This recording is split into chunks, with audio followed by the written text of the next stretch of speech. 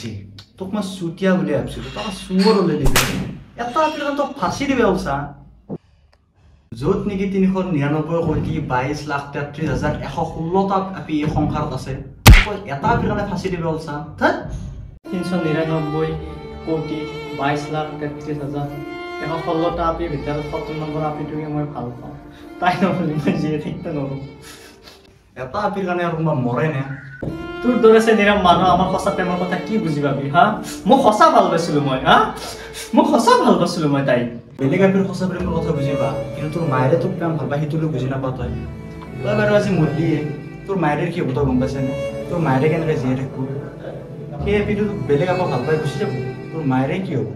সেইটো ভাব প্ৰথম গম পাইছে না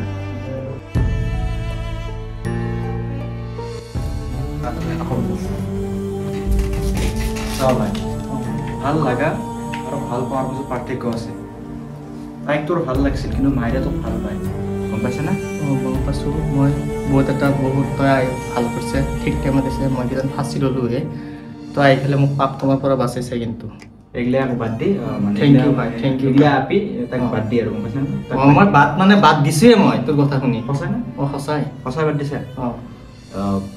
পিছে মই ট্ৰাই মাৰো পিছে